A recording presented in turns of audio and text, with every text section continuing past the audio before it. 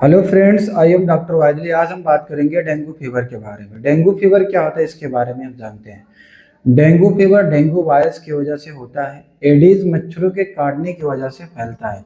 Dengue fever में क्या क्या सिम्टम्स नजर आते हैं इसके बारे में हम जानते हैं। डेंगू फीवर में सबसे पहले बहुत तेज बुखार आता है, बहुत तेज सर में दर्द होता है, नोजिया वोमिटिंग होती है, खाने का दिल नहीं करेगा, पेट में भारीपन भी रहता है, राइट साइड में दर्द रहता है, समटाइम एंजाइटी भी होती है। अब इसके इन्वेस्टिगेशन क्या होते हैं इसके बारे में जानते हैं। डेंगू फीवर में डेंगू प्रोफाइल टेस्ट कराया जाता है। डेंगू प्रोफाइल में NH1 और IgG IgM टेस्ट होता है। इसमें IgG IgM और NH1 पॉजिटिव अगर पाए जाते हैं तो उसको डेंगू बोलते हैं, डेंगू फीवर। और इसमें CBC टेस्ट होता है जिसमें प्लेटलेट काफ़ी डाउन मिलता है, समटाइम्स WBC भी डाउन रहते हैं। इसके ट्रीटमेंट क्या हो सकते हैं इसके बारे में भी जानते हैं। ट्रीटमेंट में कोई स्पेसिफिक इलाज नहीं होता है, इसमें सिम्टोमेटिक इलाज चलता है। हाई ग्रेड फीवर में नॉर्मल पीसीएम वगैरह देते हैं। बहुत तेज़ बुखार है, पीसीएम वगैरह से नहीं कंट्रोल होता है तो इसमें स्पंजिंग वगैरह भी कराते हैं।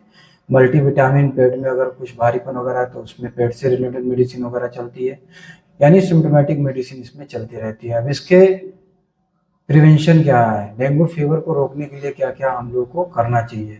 डेंगू फीवर को रोकने के लिए सबसे पहले आसपास के जो घर के पास जो गड्ढे होते हैं जिसमें पानी वगैरह भरा होता है, या घर के अंदर जो कूलर रखे रहते हैं जिसमें पानी वगैरह रहता है, तो सबसे पहले पानी को साफ करना चाहिए। आसपास गड्ढे हैं, गड्ढे में पानी वगैरह भरा है तो उसमें दवा का छिड़काव करना चाहिए। शरीर को पूरे ढक के रखना चाहिए, मच्छरदानी वगैरह लगा के रखना चाहिए। ये सारी चीज़ें डेंगू के फीवर में रोकथाम के लिए ज़रूरी है। इसमें कॉम्प्लिकेशन क्या हो सकता है, जो डेंगू शॉक सिंड्रोम होते हैं उसमें काफ़ी कॉम्प्लिकेशन होता है।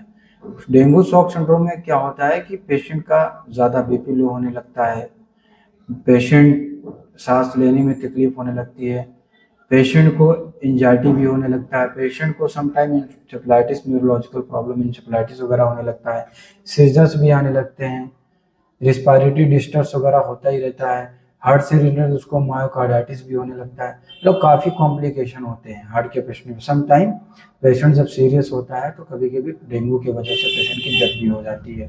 तो इसलिए डेंगू को हल्के में ना ले, डेंगू डेंजरस भी बहुत है। और इससे रोकथाम के लिए आपको जो चीज़ मैंने बताया वो सब चीज़ें ध्यान देना है। अगर सीवियर कंडीशन होती है, आपके प्लेटलेट वगैरह बहुत ज़्यादा डाउन है, वाइट ब्लड वगैरह डाउन है, आपको हाई ग्रेड फीवर रहता है, थकावट रेगुलर बनी रहती है, खाने का दिल नहीं करता है, नोजिया वोमिटिंग बराबर बनी रहती है, तो आप ऐसे कंडीशन में डॉक्टर से कंसल्ट ज़रूर करें। Thank you.